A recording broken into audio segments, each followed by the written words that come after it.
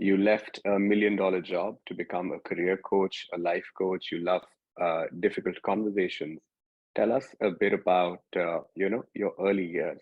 Were you always a good student, set on a path for great success in the tech industry, or you had different plans for your life? Oh, early time in terms of tech industry, I didn't see my first computer until I went to college. So I didn't even know about the tech industry. I So grew where up was in a college? college was IIT Kanpur. I went there for the four year BTech degree. I grew up in a small town, small village in near Delhi, and there were very few amenities or comforts we had. But I went to school there, like a government school, and then I went to a boarding school after that nearby. I don't know if you heard of Navodayas. I went to one of the Hmm. Navodayas, and then I ended up in IIT. And I was always a good student. Actually, I did well in school.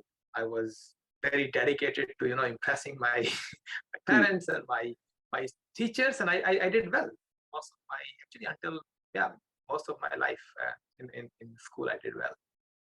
Yeah, and getting into IIT Kanpur would not have hurt.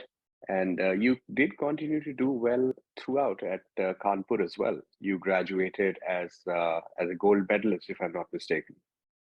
Yes, so Kanpur is actually I did graduate as president gold medalist, but that's not how it started. When I went to IIT, I was I don't know if I can survive here. There's lot of good people. There are a lot of people who had gone to Olympiads and like international math Olympiad, chemistry Olympiad. I'm like, oh, I don't think it's the right place for me. But then somebody told me this motto: you can outwork and outstudy people, and that's what my motto was, and that ended up in me getting a gold medal eventually. Yogeshwar Sharma.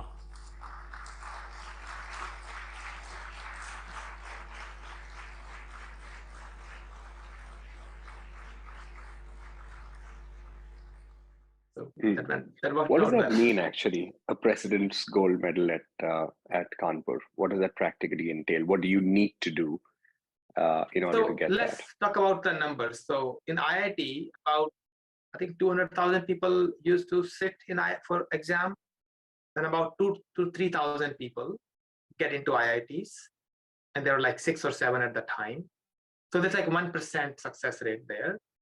Then out of that 2,000, my IIT had 400 people, and from those 400 people, the person who does academically the best. So it's not the summa cum laude here that is in the US. It's not like the top 5% or 1%. It's just one person who does who gets the academically excellence award basically, and that one person gets the president gold medal, or sometimes two if they're tied. But So that one person was you, and that it one must have person was been me. that one person was you. So like you're at IIT, you graduating top of your class, no mean feat, no easy feat. So you have various options to consider. Academia being one, then joining industry, taking an MBA program, something of that sort. What did you choose, and what was the thought process there? At the time, I didn't know a lot of options. So a couple of options I was considering were one was a job. I had a job in a couple of places. I think some financial job like DE Shaw or something. I had a job there.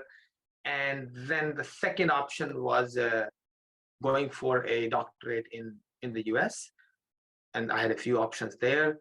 And I ended up picking Cornell University for my doctorate. That's what I ended up. I think I really wanted to be a professor, and I really love teaching, and that was the path to become that. So I chose that. Yeah, and Cornell, another fine place. I'm a big fan of Ithaca, despite the cold. Your cafe is outstanding. Oh my The God! Stadler, it's really something. So, again, And the another wild plantations actually. success. If you've never been to Yeah, plantation, you should go to plantations. I have been quite a road to Ithaca's, a poem I like quite a bit.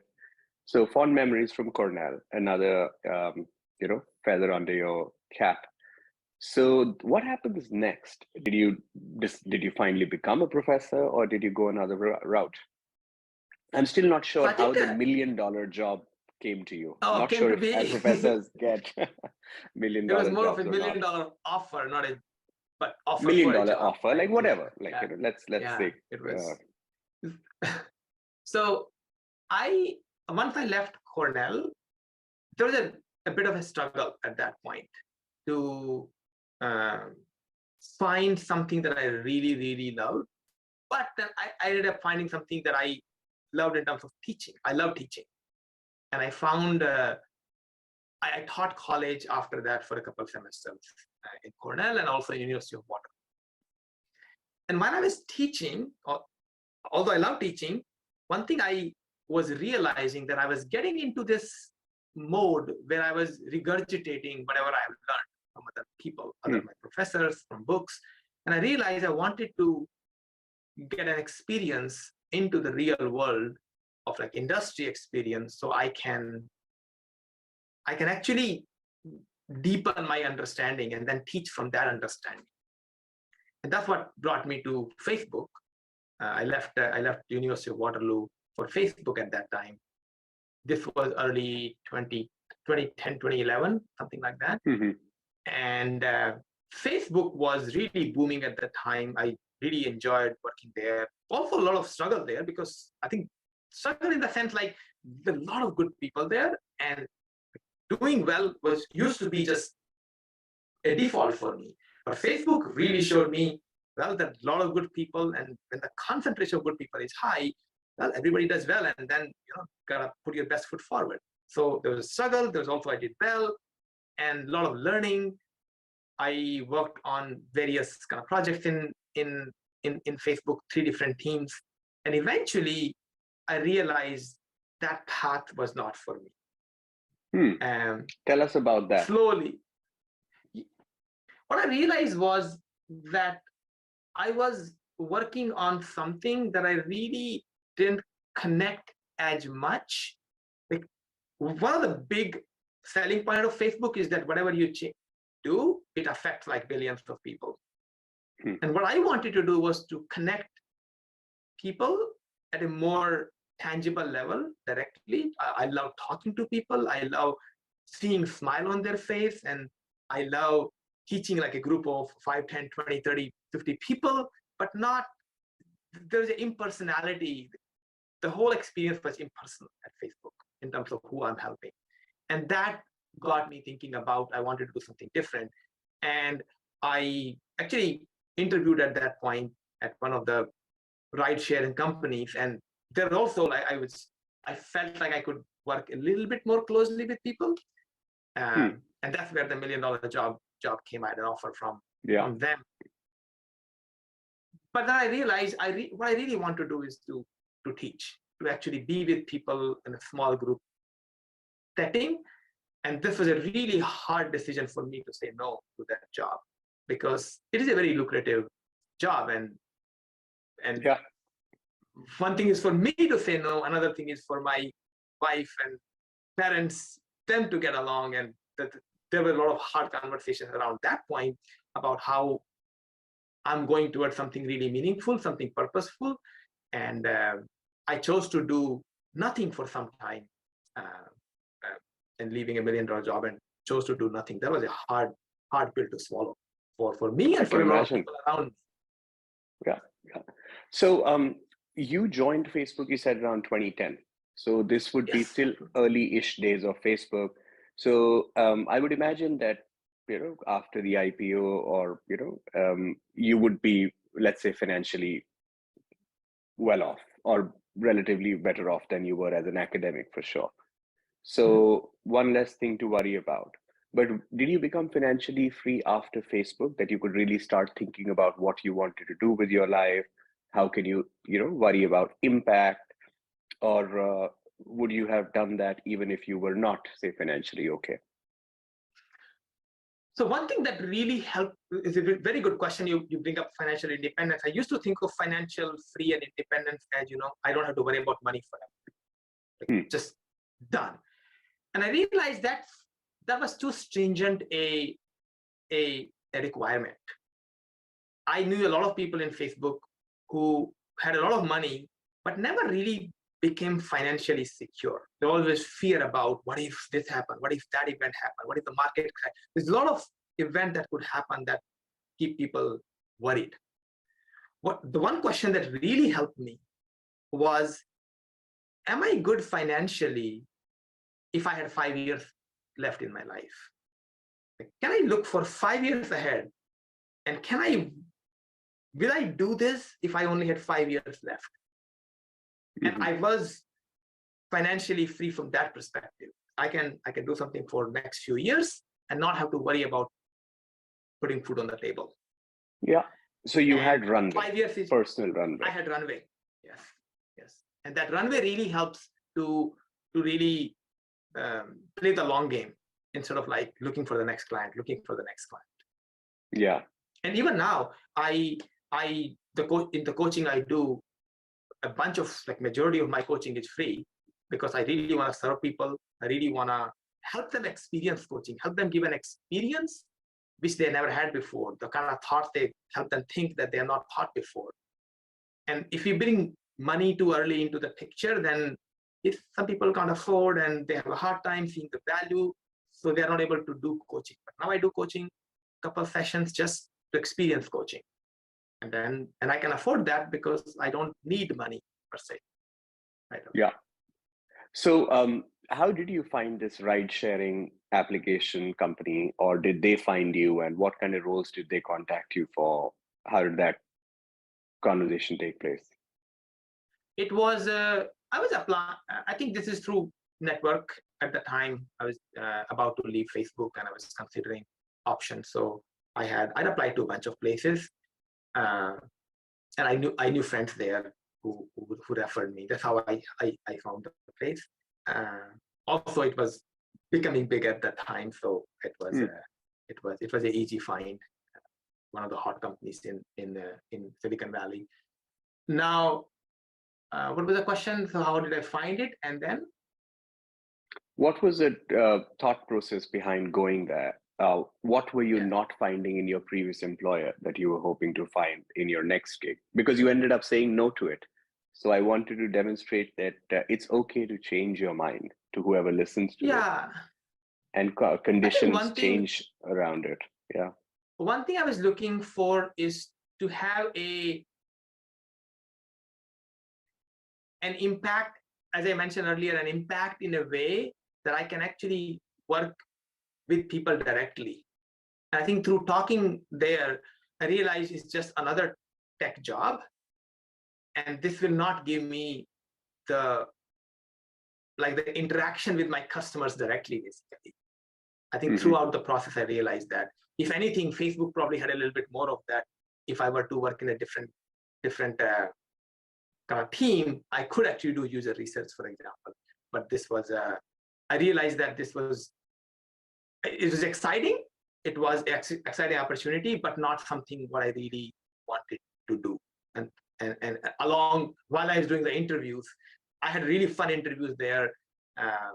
One of the fun thing was that in one interview, I showed up and the person asked me a question and I told him point blank, like, honestly, I have no idea about this field and this. Would you mind if we explore this together? I don't know. And he's like, sure, let's go. And after 45 minutes, this guy really was my biggest champion in the whole interview process. Like, oh, you don't know anything, and like basically telling people the truth. I don't know, but I'm willing to explore and think through and work hard. That really made him my champion, and I think he was instrumental in helping me get the job also. But that's great. So you finally ended up saying no, and then your life has taken on a different turn. So walk us through that decision. We've explored Jeff Bezos saying no to his job at the Shaw and the framework that he used about long term, short term. What would you regret? Was it the What DE would you Shaw? not regret? He said no to the job. Oh. When My he job was was at also DE at Shaw, DE Shaw after which is why I IIT thought, Kanpur. you might find it interesting. So he was working at this hedge fund in New York, and he got this insight that internet would change things, commerce especially. And when he was thinking about Amazon, he basically went up along with his manager and walked him through his idea. And his manager listened patiently and said that this is an amazing business for someone to do who doesn't already have a great job. Meaning that Bezos, you have a great job, you don't necessarily need to do that. And then he ended up saying no to this hedge fund. I believe it was DE Shaw, and he said that what would I regret more? Would I regret taking this job and failing, which is like taking up Amazon and failing, or would I regret not trying at all? And it became abundantly clear that not trying would haunt him. And I've written about it in one of my Harvard Business Review essays where I talk about career transitions. But that was Bezos. What was your framework or thought process like? I think my framework was this 5-year framework. Once I had this question in mind, will I do this if I had 5 years in my life left? And the 5 years is a lot of the two extremes of this question are, one is if I had just today is the last day, will I do this? That's too short-term thinking. I don't think what I were to do today, if I had only today, reflects what I want to do longer term. So there's no long-term thinking. And many times people think, oh, if I were to live up to 100, 110, and this went bad, and they planned for so many contingencies that they keep kind of collecting resources in order to kind of deal with all the inconsistencies. I think 5 years for me is I can explore my passions, and if things didn't go well, then it's enough time for me to get back into a different job I've done well in the past and get myself up again. It takes about a year or two to get back up, and so it was a long enough time. So I think for some people, 3 years might be a good question. Other people, 7 years might be a better time horizon. But will I do this? What would I do if I had 5 years of my life left? And I realized that what I really wanted, I wouldn't do that job. What I really wanted to do was to teach is not the right word, but be with people and make an impact directly with people. That was what I had in mind. But I didn't know at the time that coaching is something I wanted to do. So how did you figure that out? How did you discover coaching as an option for yourself? Yeah, so at that time, I asked, what would I do if I really had no worries and I think for 5 years set? What would I do? I'm like, I would learn. I love learning. I love simplifying things. I love taking complex ideas, understanding them, and simplifying them and presenting. That's, in a sense, that's teaching also. But I wanted to learn more. And I realized, actually, right after leaving Facebook, I went to Mexico, Cabo, for a vacation. And I realized I wanted to say thanks to the cleaning lady, but I didn't know how. Because I don't know any language. I don't know her language. And I realized I would like to, when I travel somewhere, I want to know their language, actually immerse in the culture. So I spent a few months going to El Salvador, living in a small village there, like community. And then I went to Spain. There I did some kind of Spanish immersion programs to learn Spanish. And I got into that. I read a lot of books. I still read 30, 40, 50 books a year. At the time I was reading 50 books a year. So a lot of learning.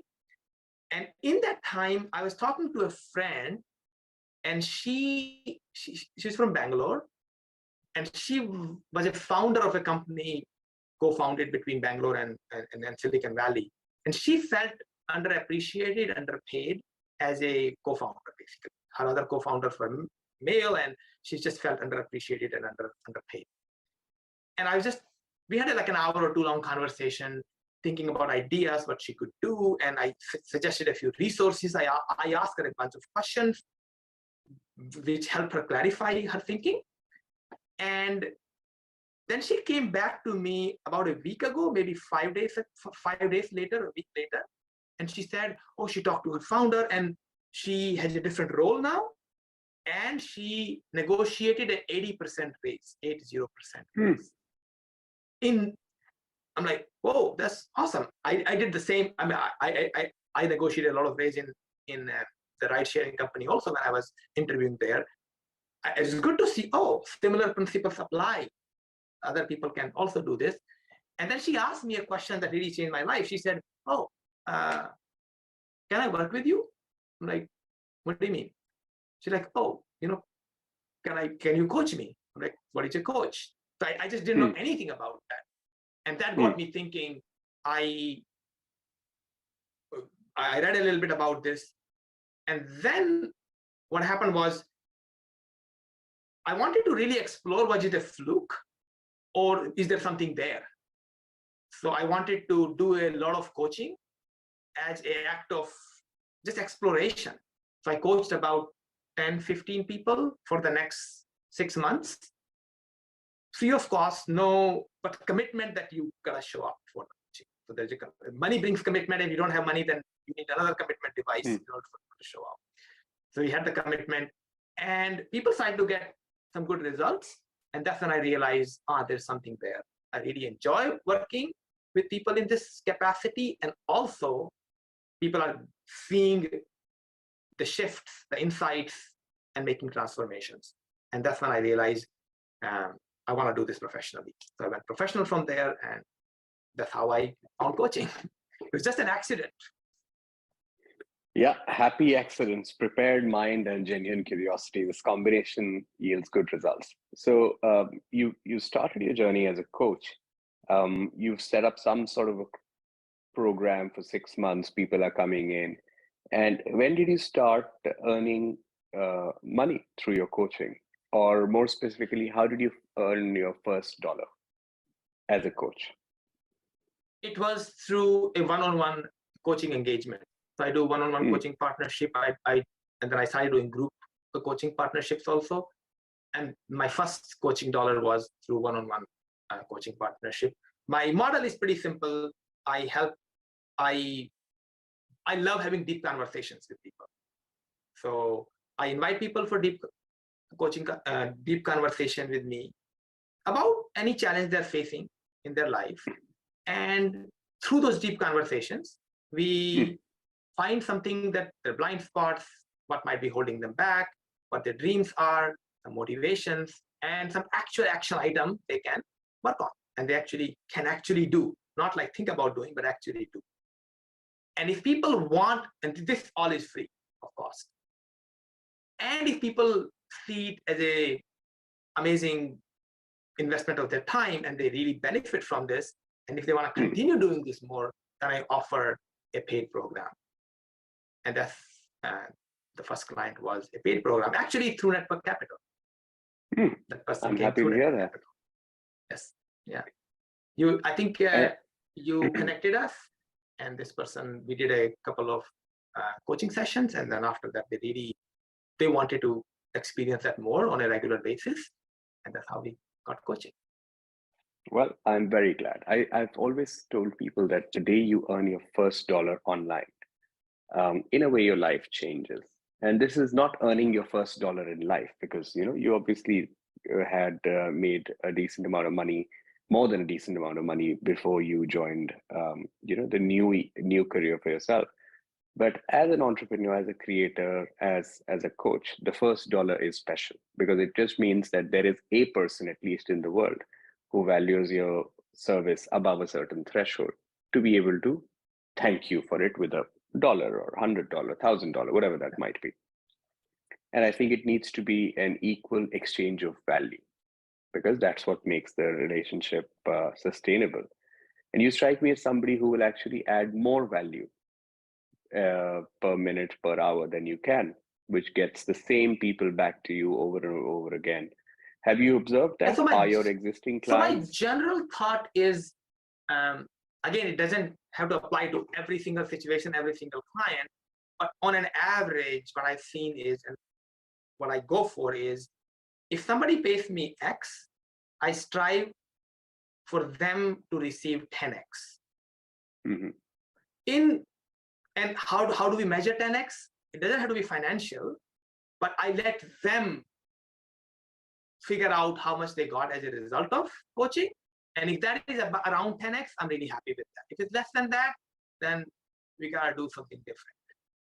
And just recently, I'm in a group coaching with somebody, and I just asked that I asked her the same question, and she said she has made about 6 times what the investment in the 8 months that we worked together. So on the track to the 10X. And so this is what and then people usually want to re-sign up and refer other people.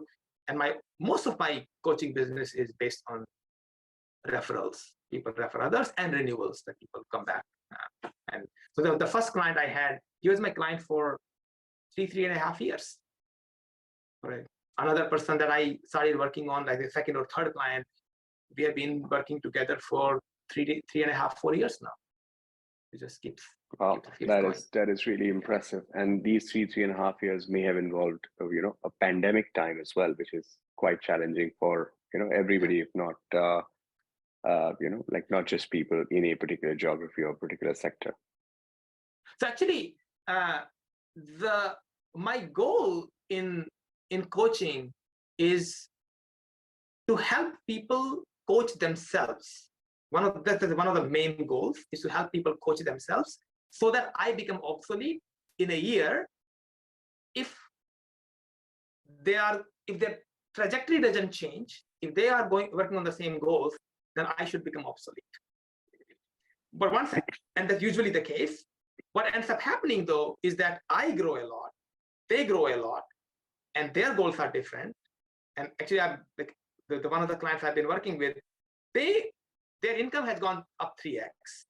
Now they want to actually work on a startup, and that's a whole different kind of goal that was not even there 3 years ago, 4 years ago. So now we are working on very different goals. So although we are working for 3-4 years, the goals are 5x, 10x, 15x bigger, that big. So that's how we end up. We keep working, and I'm growing a lot also as a coach, and they are growing as the person they are, who they are, and we keep working together that way. So what does that process of growth look like for you? For your clients, it seems like it's increase in revenue, increase in impact, increase in how they perhaps spend their time. I know you're really good at difficult conversations or getting to the depth of conversations. But how are you growing through this process? So I'm growing a lot of times. I have my own triggers. I have my own fears.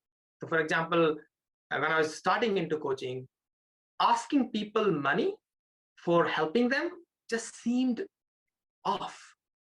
It seemed like, oh, that's dirty, that's greedy or something. And that's a growth experience, how to view money as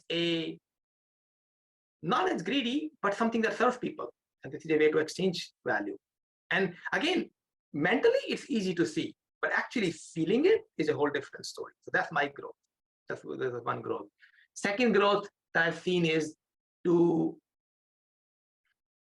growth that has happened with me. I used to think I want to help people in coaching and really give them good ideas and really help them kind of grow.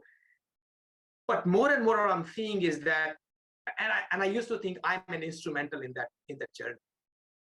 And now my growth is to help them blossom without me being instrumental. I want to take the back seat and help them. When they come up with ideas, they are more likely to implement and execute, and they're motivated. If I come up with ideas, it's still somebody else's idea. So helping people kind of drawing their story out instead of like giving my ideas.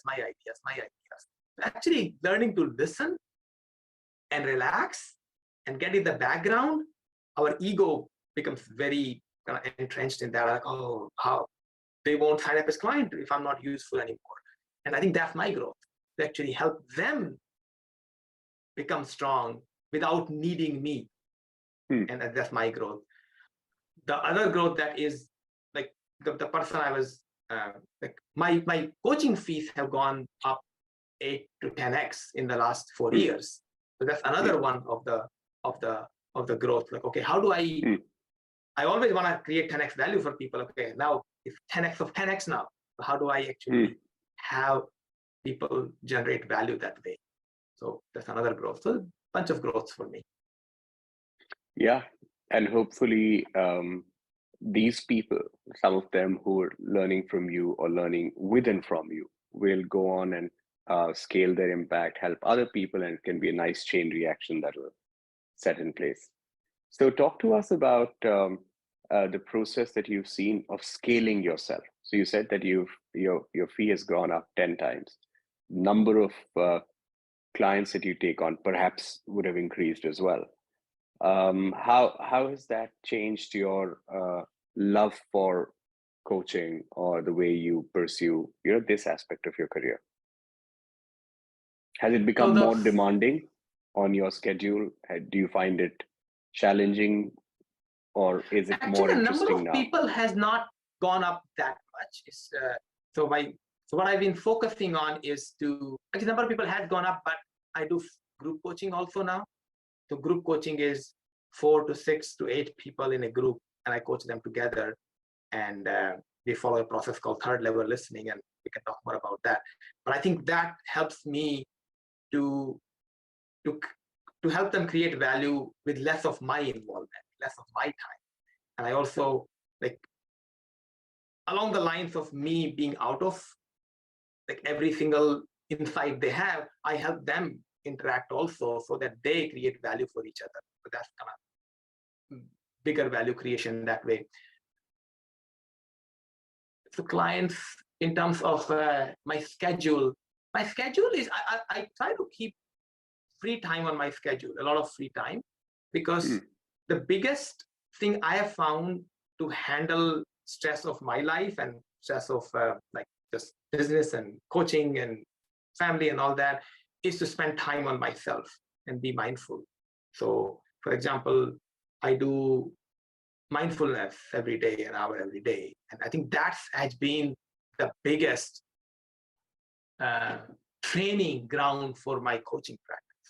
Because when somebody says something and you get triggered, how to actually make it into an experience which they can benefit from instead of me being triggered by it. Yeah. I remember one time a client, somebody I was helping, they had an anger issue. They wanted to, work on the anger. And after 1 or 2 sessions, one time they come into session and they are really upset at me. Okay, they're really angry at me.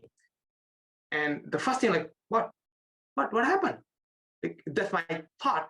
But then I realized, like, this is the issue we are working on. Instead of they talking about, oh, I got angry and this happened, this is what happens when they get angry.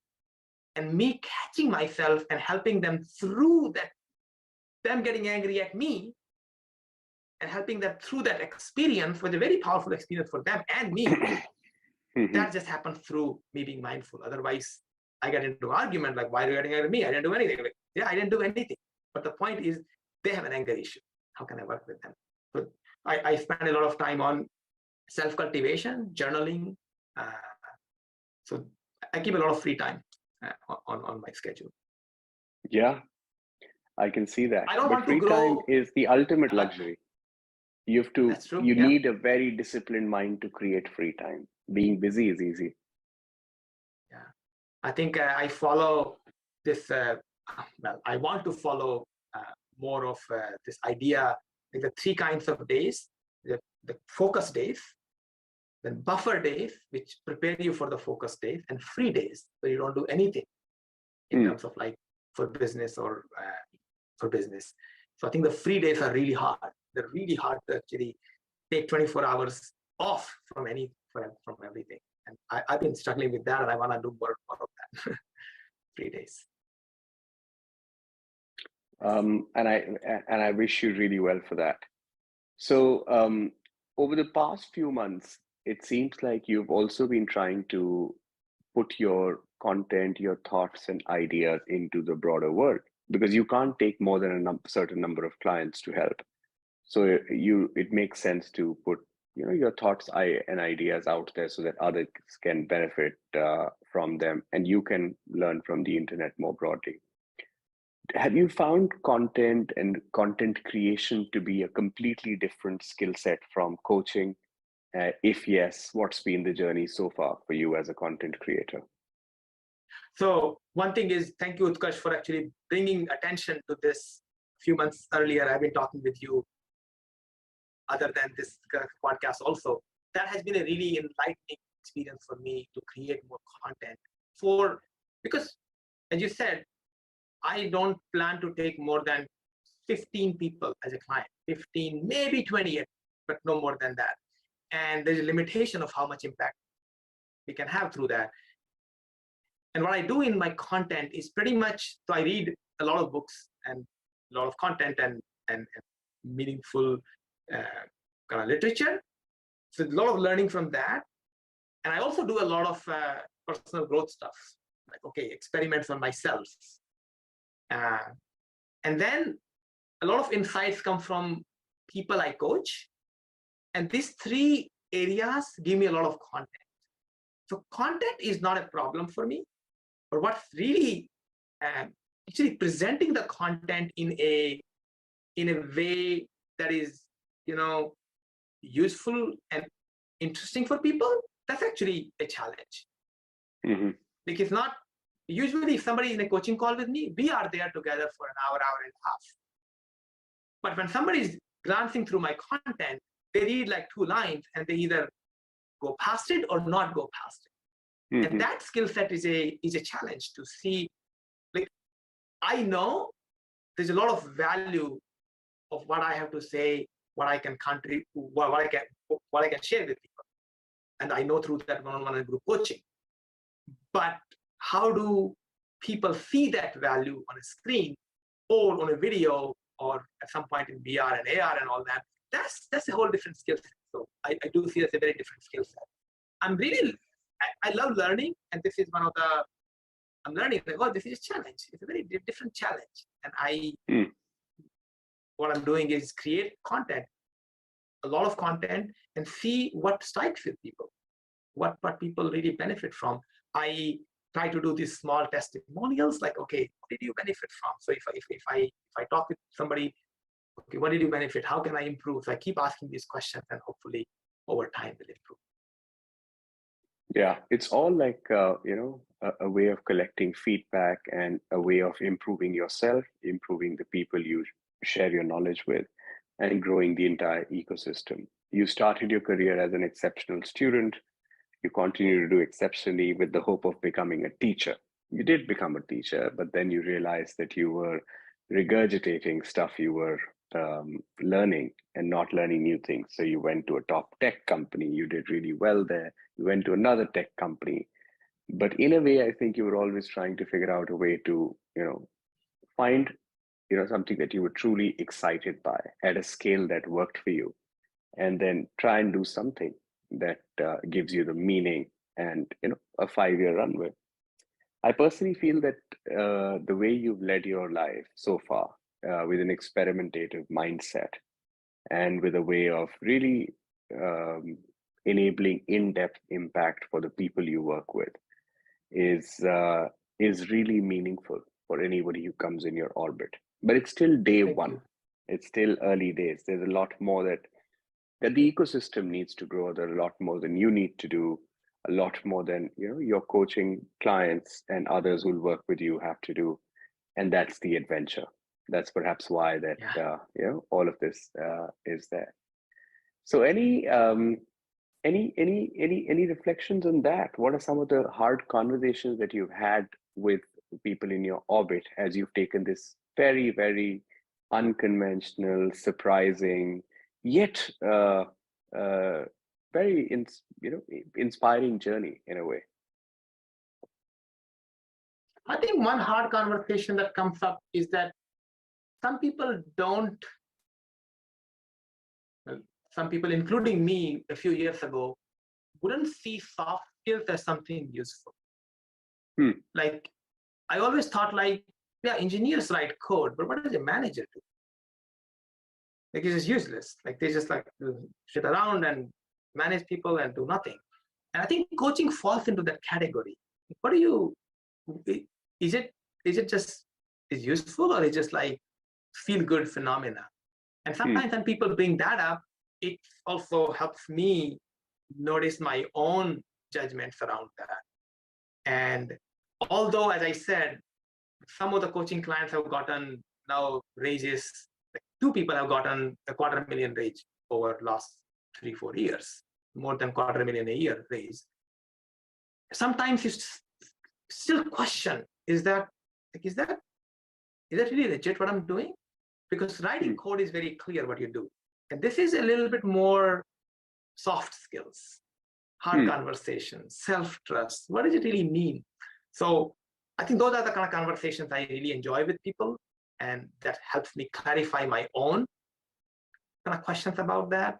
And now I do see a lot of value in that, what managers do, like actually breaking the task down into chunks where other people can carry that on. That's a huge value add. But as engineers, sometimes we don't see that. I think that's one challenge for me right now that I work with, and I really enjoy when people ask those questions also. Like, what I do as a coach, how do I add value? Yeah. So where can people find all of your stuff? Where should people connect with you? It seems like you also do free calls with people just to see if there is a fit between you and the potential mentee. Where is all of this information present? So I'm present on most social media platforms. Actually, Yogi coaching.yogisharma.com is so yogisharma.com is a good place to kind of go. Right now, I think I need to. I actually want to do a better job of actually putting my stuff out there.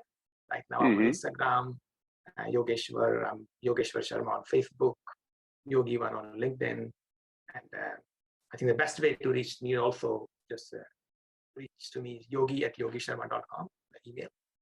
And I'm happy to talk to anybody who actually is running into a challenge that they might benefit from having an intelligent reflection on that challenge and go create some amazing solutions together. Well, yeah.